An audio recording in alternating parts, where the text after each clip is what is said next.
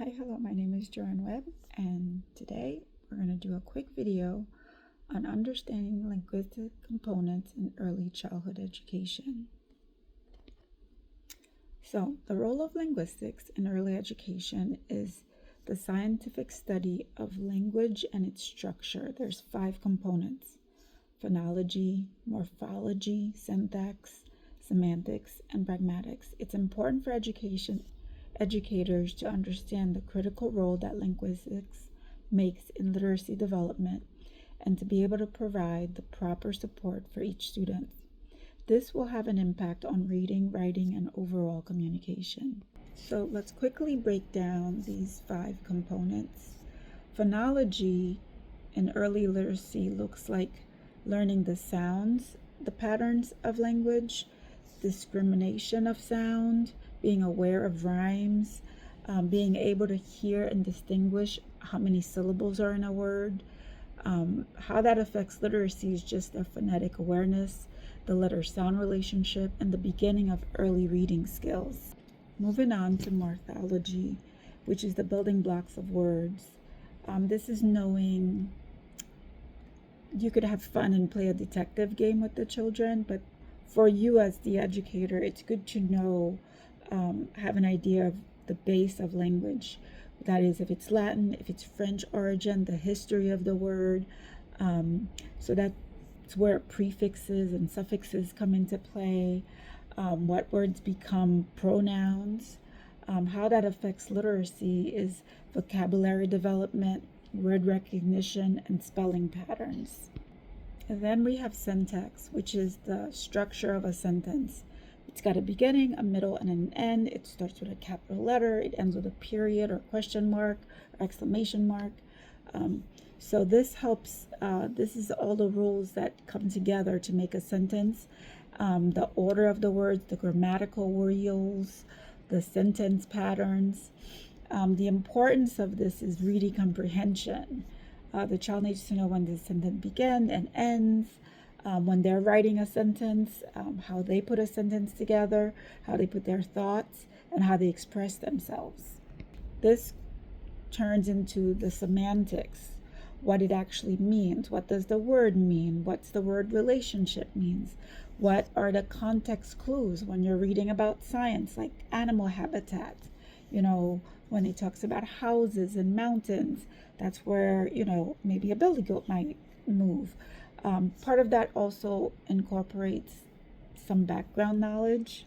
You will see that for semantics, reading comprehension, vocabulary expansion, and critical thinking skills are needed.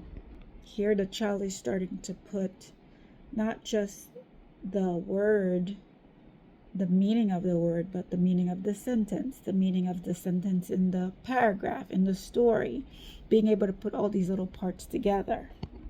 Lastly, we have the pragmatics, and this is the use of language in social settings.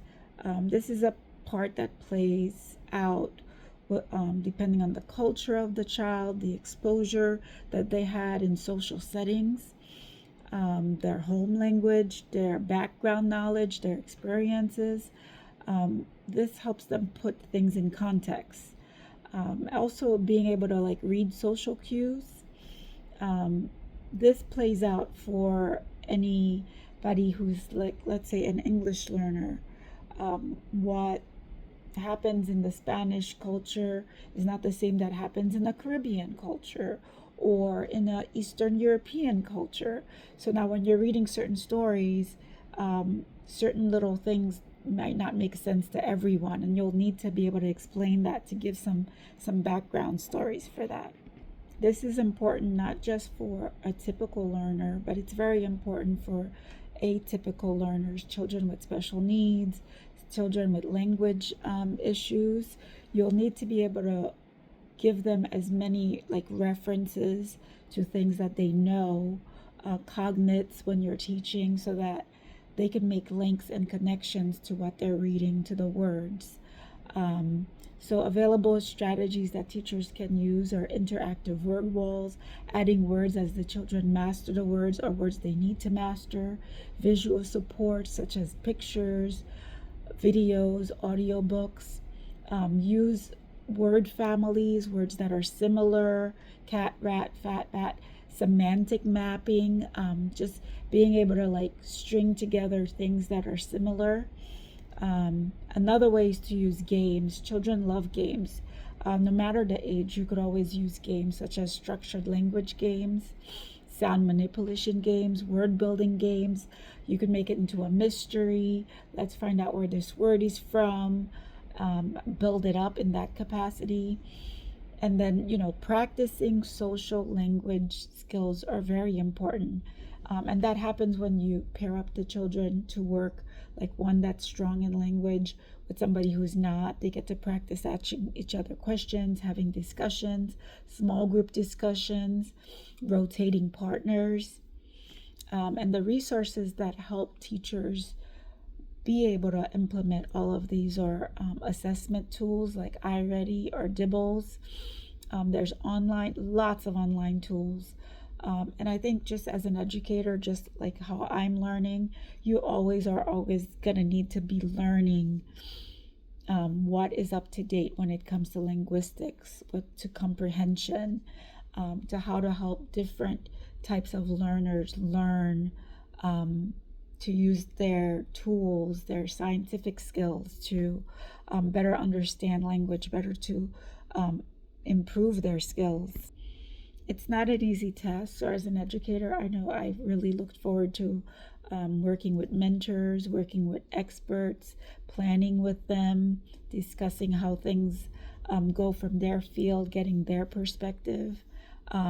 Lastly, the most important thing that I find is the most helpful is collaborating with families, having strategies that families can use at home, day-to-day life to continue what the children are learning in school, and to find out what works at home and what doesn't work at home.